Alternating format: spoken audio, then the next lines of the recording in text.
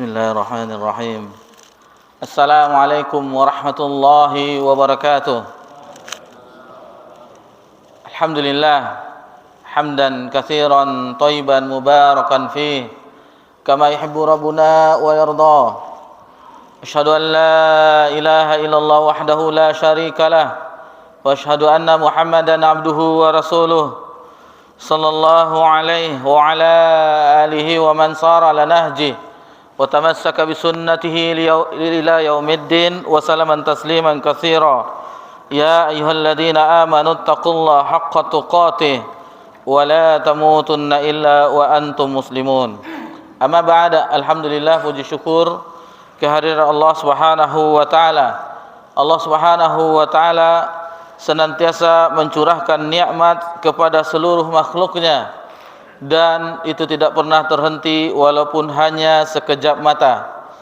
Dan di antara nikmat Allah Subhanahu wa taala yang sekarang kita rasakan, alhamdulillah, setelah kita beribadah kepada Allah, salat fardu maghrib berjamaah, kemudian dilanjutkan dengan zikir-zikir kepada Allah Subhanahu wa taala, dilanjutkan dengan salat sunnah ba'diyah maghrib, menjelang masuknya waktu isya, kita bersabar sejenak dalam rangka mempelajari agama Allah Subhanahu wa taala.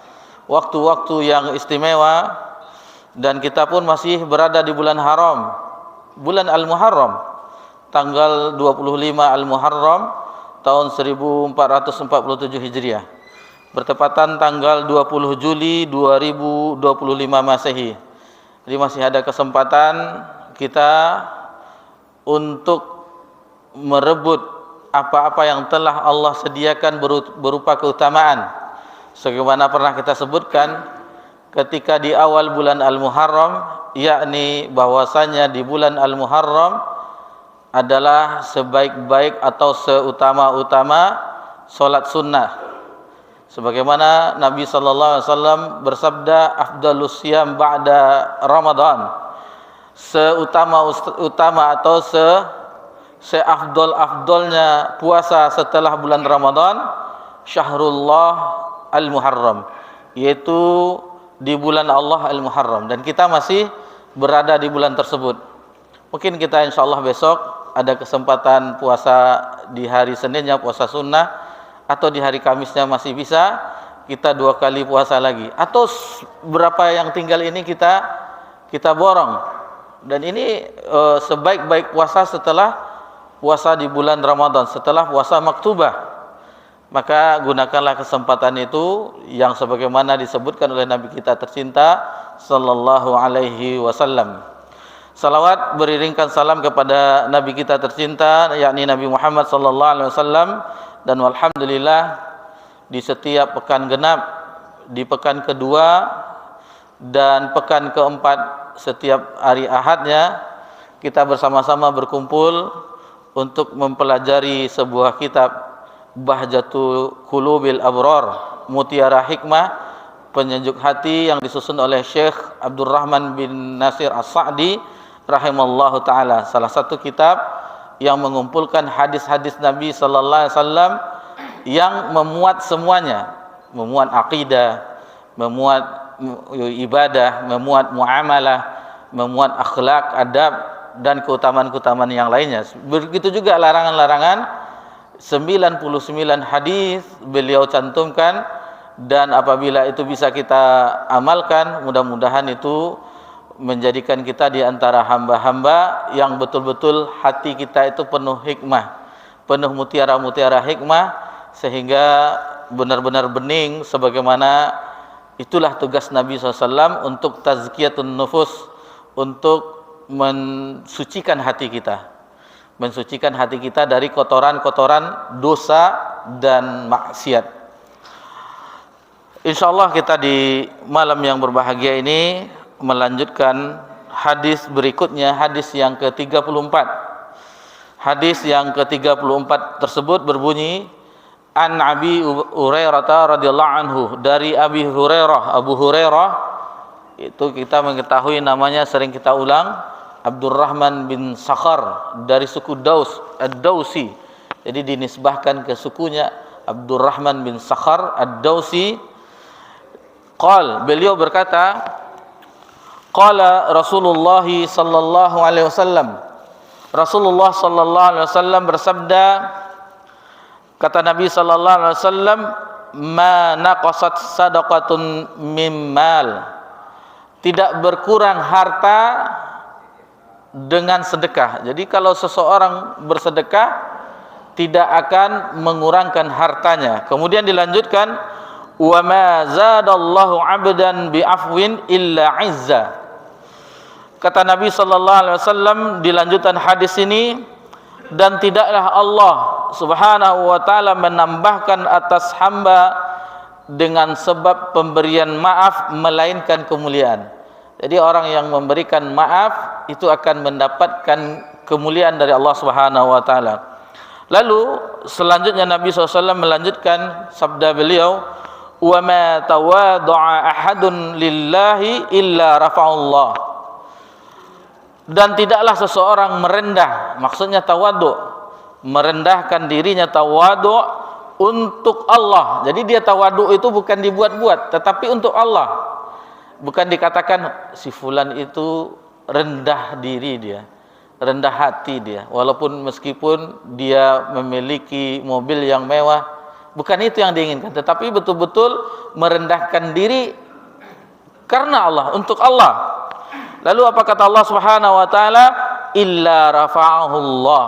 Kecuali Allah akan mengangkatnya, maksudnya mengangkat derajatnya di sisi Allah Subhanahu wa taala. Rawahu Muslim.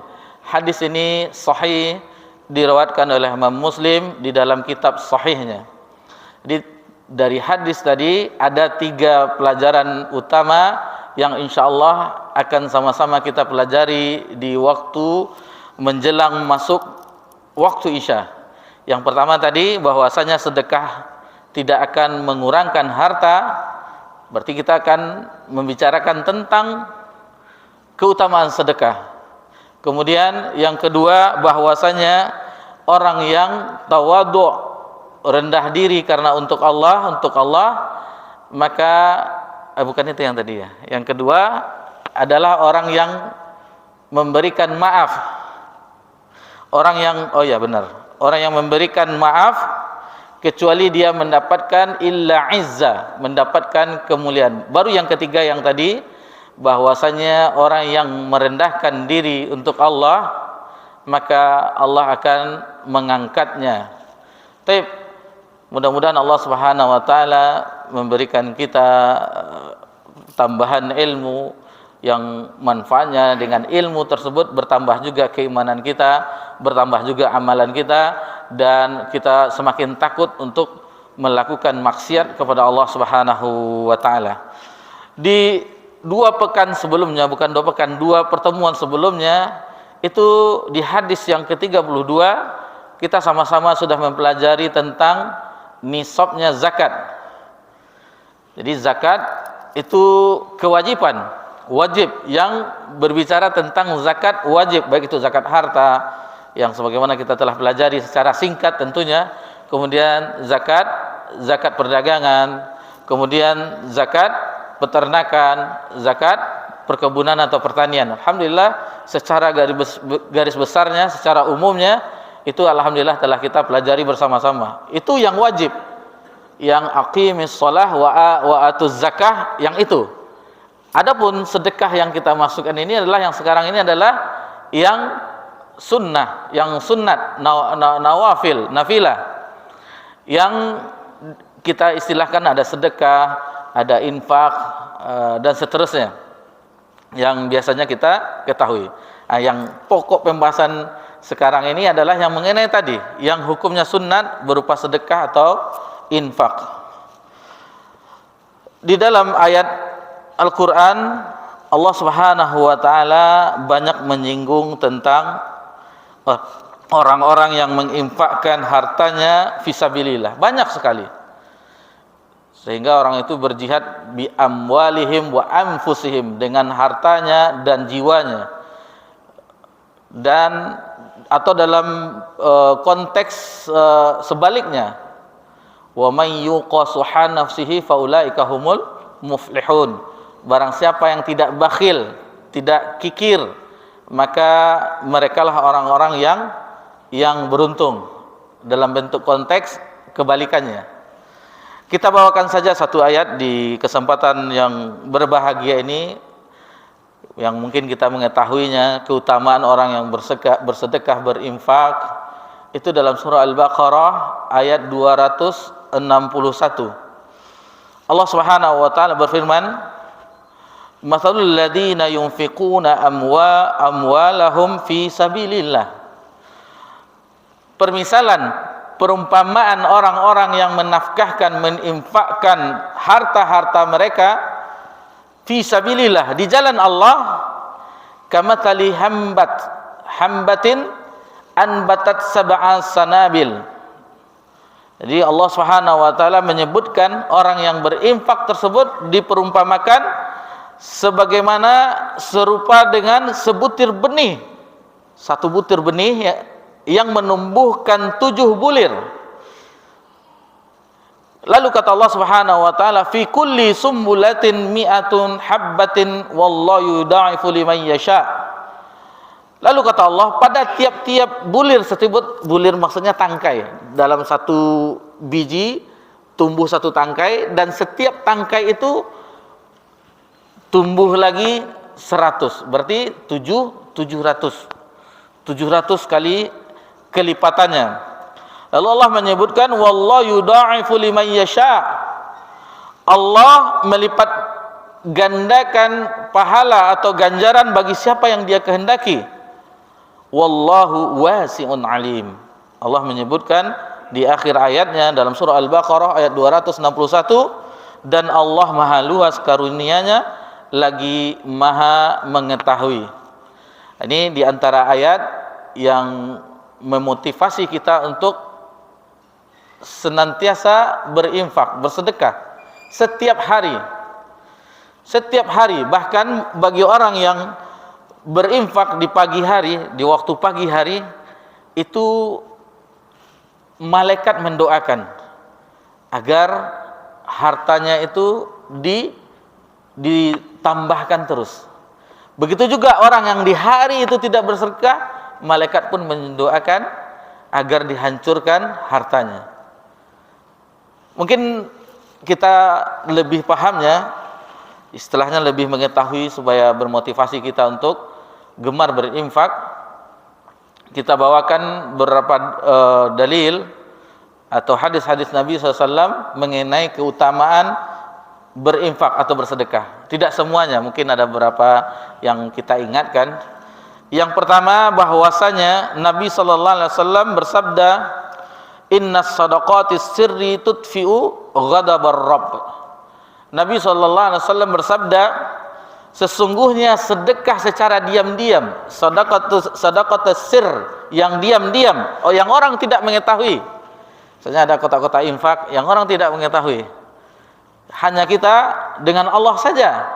Mungkin di waktu-waktu yang orang tidak ada jamaahnya, atau di waktu syuruk misalnya, bagi orang yang mempunyai kelebihan waktu, meluangkan waktunya sampai syuruk dia berzikir kepada Allah Subhanahu wa taala, membaca Al-Qur'an. Lalu ketika itu orang kan sudah bubar, berinfak dia misalnya. Itu dia diam-diam berinfak. Yang mana kata Nabi SAW, orang yang ikhlas itu dalam berinfak sampai tangan kanannya ketika memberi, tangan kirinya tidak mengetahui. Kan anggota tubuh kita nih, anggota kanan kiri. Ketika tangan kanan berinfak, tangan kiri tidak mengetahui. Jangankan orang lain, tangan kiri saja tidak mengetahui. Perumpamaan yang begitu, bagaimana supaya memang rahasia kita di dalam berinfak tersebut. Lalu kata Nabi, tudfi'u ghadabar rabb, itu akan menghilangkan kemarahan Rabb. Maksudnya kemarahan Allah Subhanahu wa taala. Jadi di sini pelajarannya, di antara keutamaan orang bersedekah atau berinfak, apabila dia bersedekah, maka itu akan memadamkan kemarahan Rabbul Alamin terhadap dirinya, terhadap orang yang berinfak tersebut. Kemudian di hadis yang lain, was-shadaqatu tudfi'u khati'ata kama tudfi'ul ma'un nar. Orang yang bersedekah itu itu ibarat hilangnya kotoran, terkikisnya, maksudnya bukan kotoran tetapi dosa-dosa khati'ah, sebagaimana api itu menghilangkan sebagaimana air menghilangkan mematikan api. Jadi ibaratnya hilangnya kesalahan-kesalahan seseorang itu ibarat api yang disiram dengan air. Itu dia kata Nabi SAW, wasaddaqatu tutfil khati'ata kama tutfil ma'un nar. Bagaimana ada api kita siram dengan air, mati. Begitu juga orang yang bersedekah seolah-olah dia menyiram kesalahannya sehingga kesalahannya itu habis, diampuni oleh Allah Subhanahu wa taala. Dan hadis ini sahih di dalam Sahih At-Targhib.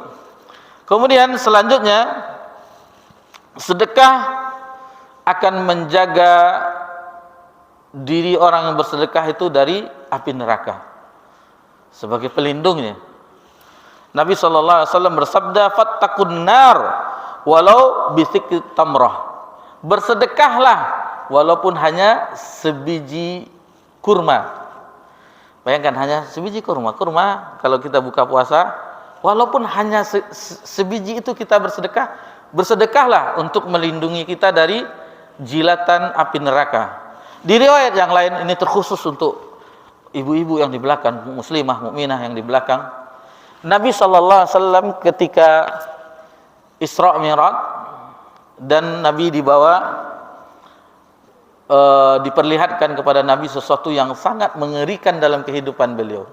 Yang baru itu dia sangat ngeri melihatnya, sangat takut Nabi, yaitu neraka. Dan Nabi mengatakan penghuninya kebanyakan adalah wanita, perempuan. Nabi yang menyebutkan, dilihat isi penghuni neraka itu adalah perempuan.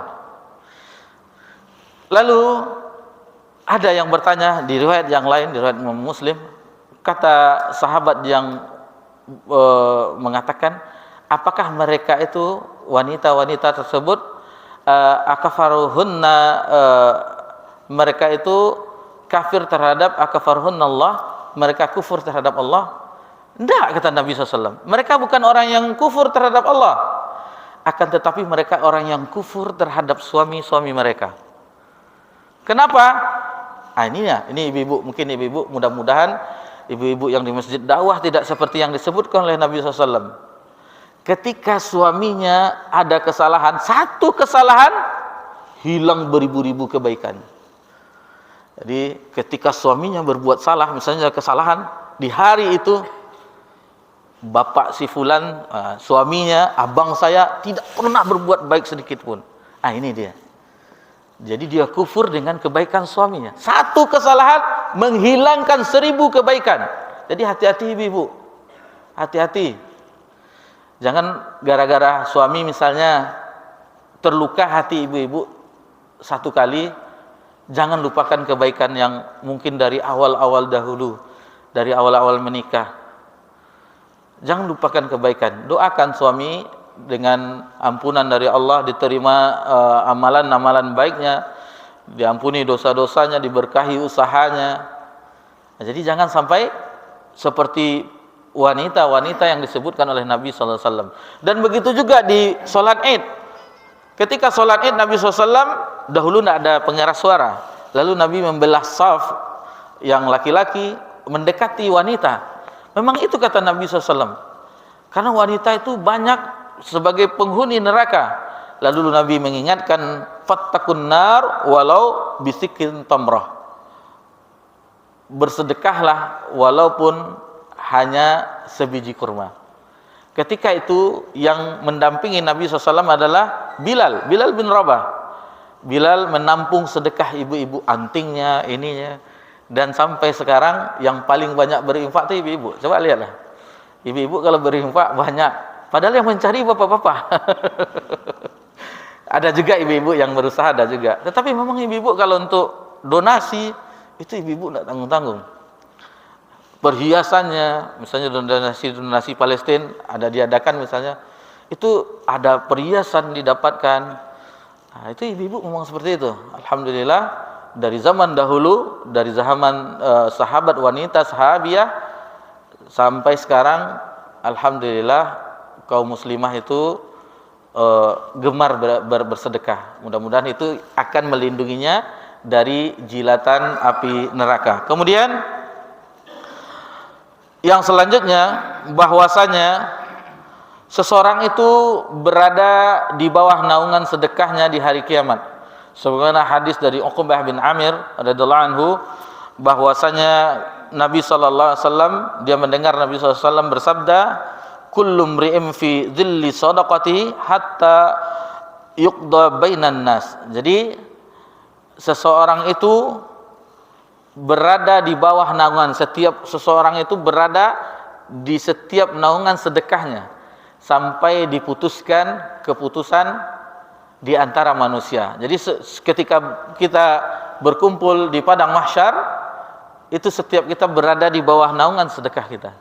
Bagi yang bersedekah, berada di bawah naungan sedekahnya sampai ditegakkannya hisab. Sampai ditegakkannya hisab. Baik. Yang kelima, dan ini keutamaan yang terakhir, sebenarnya masih banyak lagi keutamaan-keutamaan yang lainnya, kita ambil sebagiannya saja. Nabi sallallahu alaihi wasallam bersabda bahwasanya, kata Nabi, dawu mardakum bis shadaqah. Ini obatilah. Jadi sedekah itu jadi obat juga. Berobatlah, obatilah penyakitmu dengan sedekah. Dengan sedekah. Jadi sedekah itu bisa mengobati penyakit jasmani. Misalnya ada seseorang yang sakit, lalu dia bersedekah, lalu dia niatkan itu obat baginya, insya Allah Allah akan sembuhkan. Dan itu terjadi. Di zaman dahulu ada seorang yang sakit, lalu dikatakan, bertanya dia bahwasanya dia sudah pergi ke tabib ini, belum ketemu antara obat dengan penyakitnya, belum berjumpa, belum jodoh. Lalu disarankan, hendaklah engkau bersedekah, buatlah sumur, yang sumur itu airnya digunakan untuk kaum muslimin dan muslimah, untuk kaummu. Lalu dibuatnyalah sumur, alhamdulillah Allah sembuhkan penyakitnya. Padahal sudah berobat ke sana ke sini. Itu diantara keutamaan sedekah yang bisa kita pelajari bersama-sama, meskipun masih banyak keutamaan-keutamaan yang lainnya. Dan kita mengetahui tentang kedermawanan Nabi SAW. Nabi adalah ajwadan nas, manusia yang paling dermawan. Nabi ketika diminta, selagi ada Nabi berikan. Bukankah kita mengetahui ketika orang meminta satu lembah domba, Nabi berikan. Nabi berikan. Ketika orang itu kembali ke kaumnya, wahai kaumku, berimanlah kepada Nabi Muhammad SAW. Sesungguhnya dia orang yang tidak takut miskin. Jadi Nabi tak tanggung-tanggung. Kalau memberi, nggak takut Nabi miskin. Apalagi di bulan puasa. Kedermawanan Nabi di bulan Ramadan, di bulan puasa, itu lebih dermawan, ajwad min rihatil mursalah, min rihil musalah. Itu lebih dermawan dibandingkan dengan daripada angin yang berhembus. Angin kita mengetahui tidak pandang bulu, kemanapun dia bergerak semuanya ruangan ini. Begitulah Nabi, kedermawannya lebih dermawan daripada hembusan angin. Dan begitu juga Abu Bakar As-Siddiq, kemudian Umar, Uthman, dan itu dibuktikan sedekah mereka ketika perang terakhir Nabi SAW di bulan Rajab di tahun ke-9 Hijriah. Ini perang Nabi SAW melawan imperium besar Romawi ketika itu, yang dinamakan dengan perang Tabuk, di daerah Tabuk. Itu Jaisul Usrah, perjalanan yang sangat sulit sekali. Lalu Nabi memotivasi para sahabat untuk bersedekah. Utsman bin Affan radhiyallahu anhu itu bersedekah sangat banyak sekali. Kalau dikonversi miliaran, sekian dirham, sekian onta, sekian, dengan lengkap dengan perbekalannya. Lalu Umar dengan separuh hartanya, kemudian Abu Bakar dengan seluruh hartanya. Bayangkan, seluruh hartanya.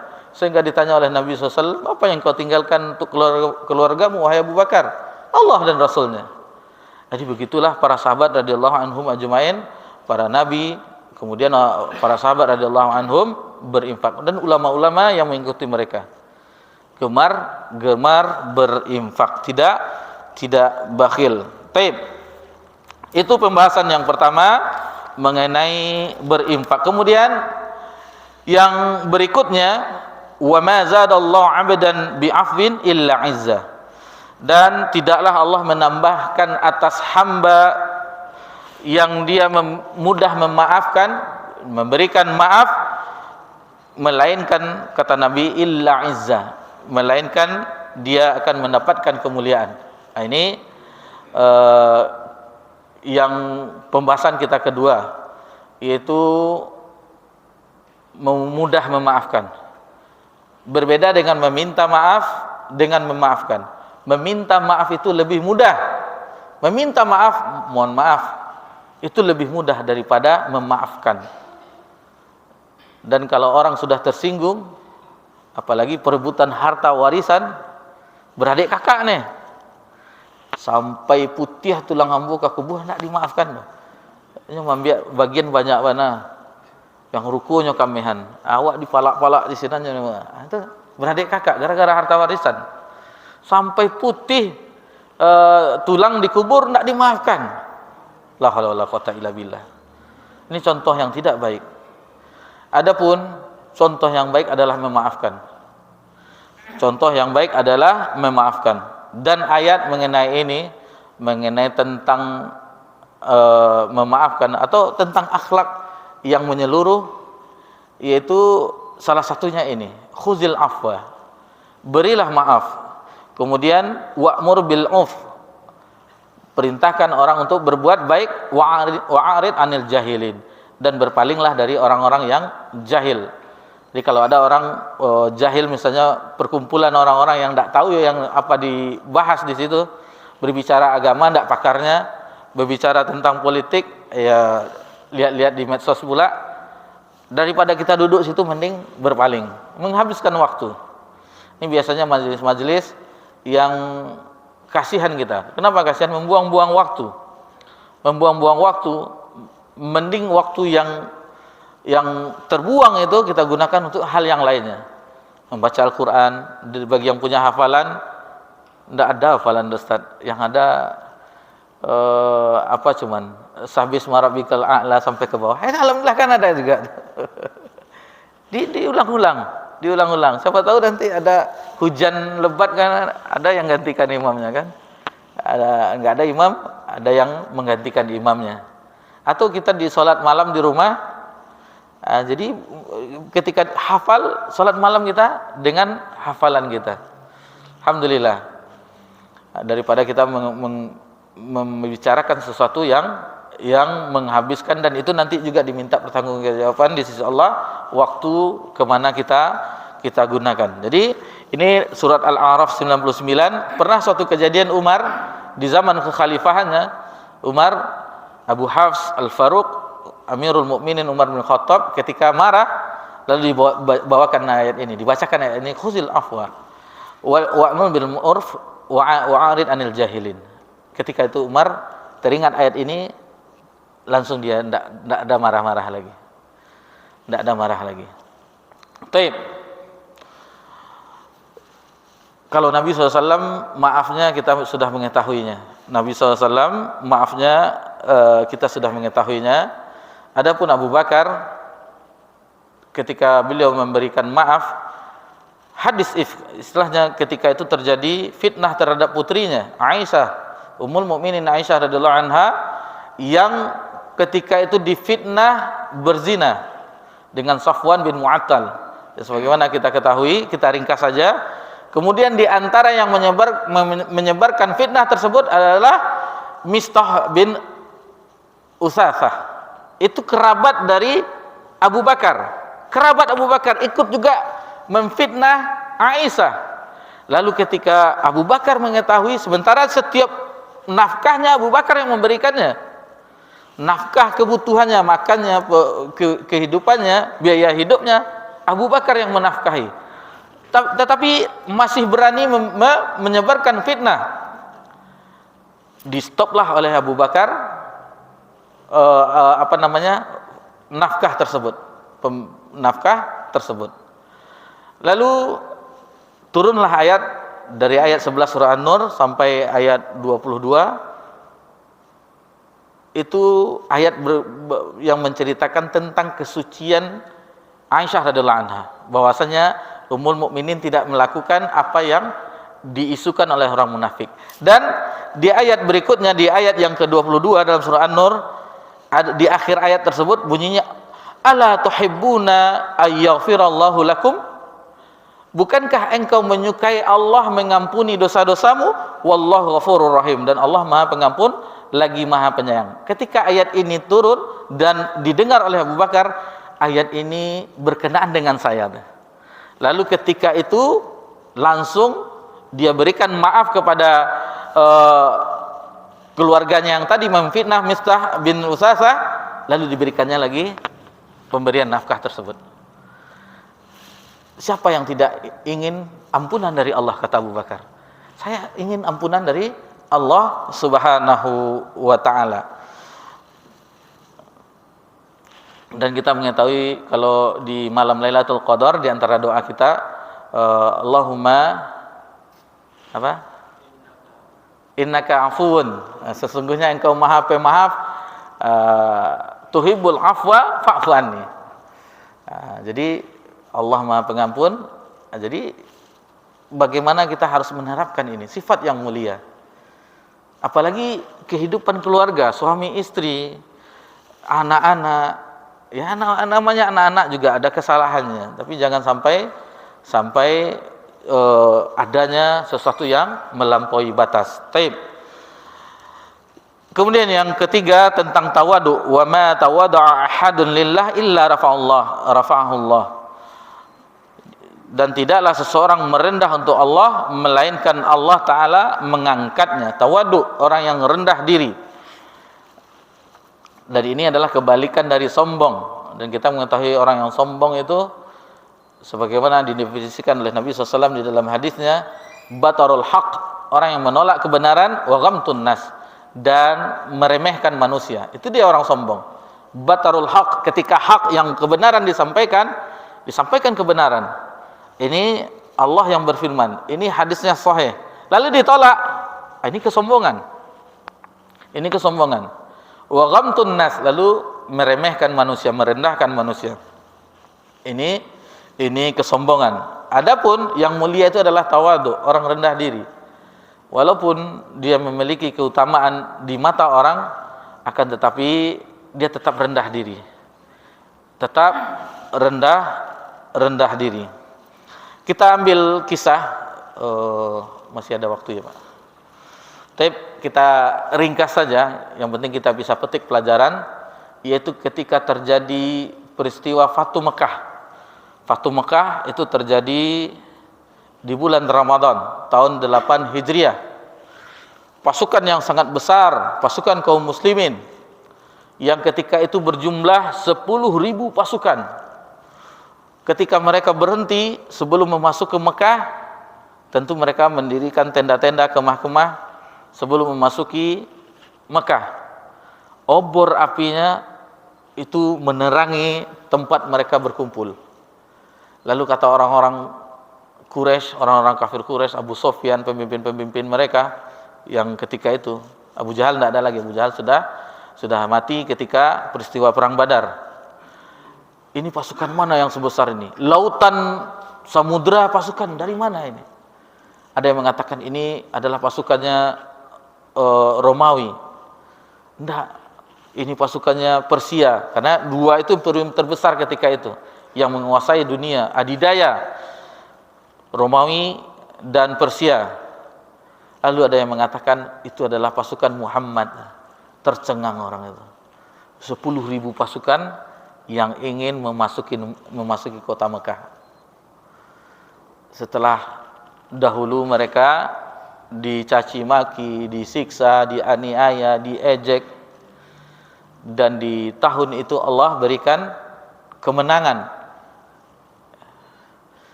Allah berikan kemenangan sebagaimana firman Allah ketika terjadi perjanjian Sulhul Hudaybiyah tahun 6 Hijriah, yang mana Nabi ketika itu tidak dibolehkan untuk umrah di bulan Zulqa'dah tahun ke-6 Hijriah. Terjadi kesepakatan Sulhul Hudaybiyah, dan di tahun yang ke-8 akhirnya ditaklukkan. Dan mereka sendiri yang ada perjanjian poin-poinnya, tetapi mereka sendiri yang melanggarnya. Orang kafir Quraisy sendiri yang melanggarnya. Maka ketika itu Nabi mengumpulkan para sahabat yang berjumlah 10.000 orang untuk memasuki Mekah.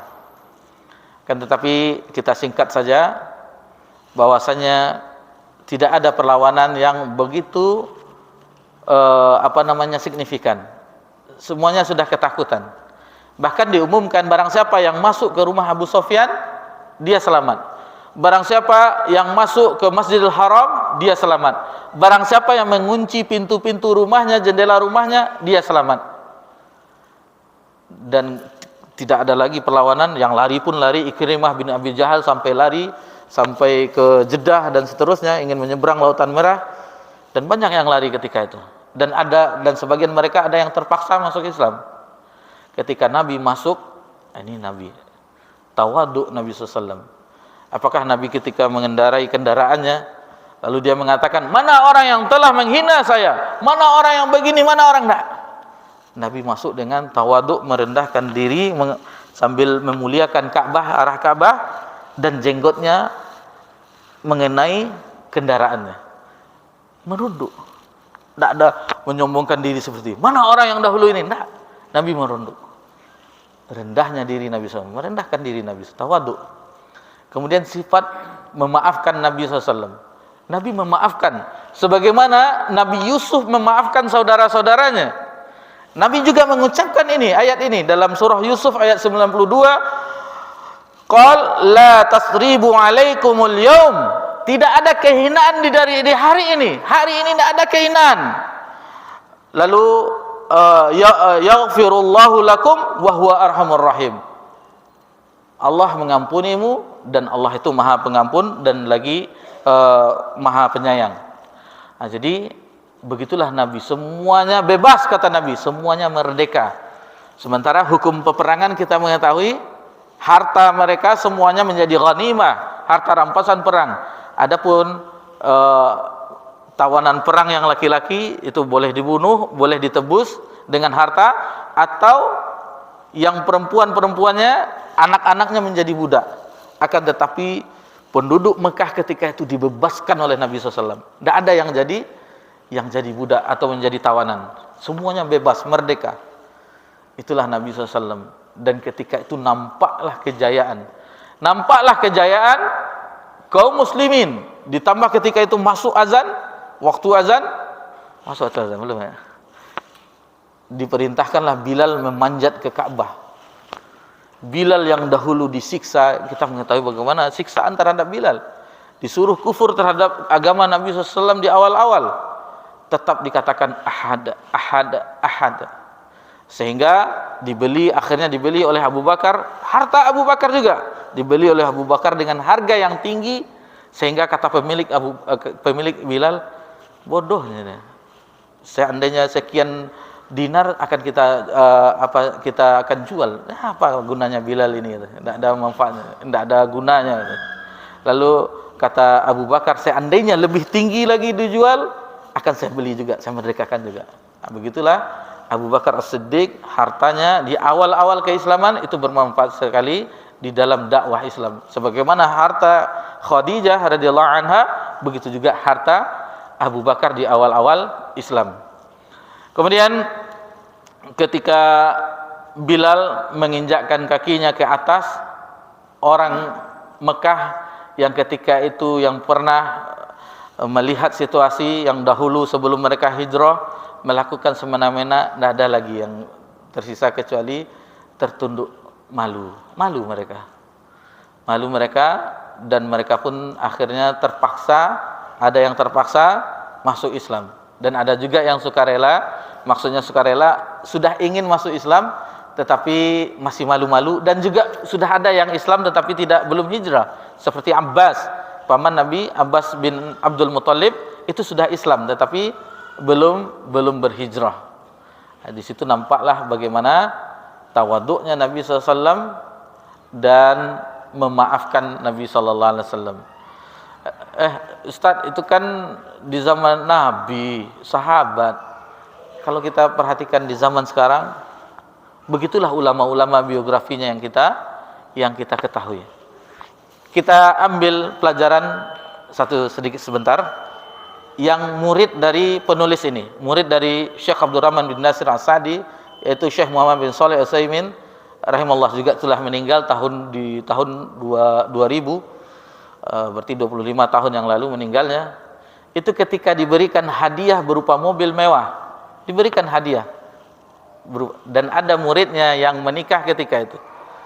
Lalu, Syekh, engkau dapat hadiah mobil baru, Syekh, sementara saya mau menikah, engkau mau tuh? Mau diberikannya mobil mewah. Belum dipakai sudah diberikan. Kalau kita tunggulah tes agak 1 bulan 1 minggu.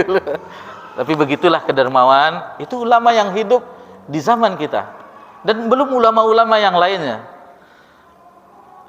Dan bagaimana juga dengan orang-orang yang hidup bersama Nabi sallallahu alaihi wasallam. Jadi mudah-mudahan kita bisa ambil pelajaran bahwasanya harta itu tidak berkurang dengan sedekah. Harta kita misalnya 100.000 kita infakkan, berkurang dari matematika kita kasat mata, tetapi di sisi Allah itu bertambah berkahnya dan yang lainnya. Kemudian orang yang memaafkan kesalahan, memberikan maaf, itu lebih mulia juga. Kemudian orang yang tawaduk, rendah diri, Allah akan menambahkan kemuliaan bagi orang-orang tersebut. Mudah-mudahan itu bisa kita amalkan dalam kehidupan kita sehari-hari. Dan di antara itu ibadah juga, di sini kita juga belajar akhlak, adab seorang mukminin. Mudah-mudahan Allah memberikan kita taufik untuk bisa mengamalkan apa yang telah kita pelajari bersama-sama. Mohon maaf jika ada kesalahan dalam penyampaian. Maka kita akhiri kajian kita, perjumpaan kita dengan subhanakallahumma wa bihamdika asyhadu an la ilaha illa anta astaghfiruka wa atubu ilaik. Wassalamu ala nabi Muhammad sallallahu alaihi wasallam wa ala alihi washabbihi ajmain walhamdulillahirabbil alamin. Wassalamualaikum warahmatullahi wabarakatuh.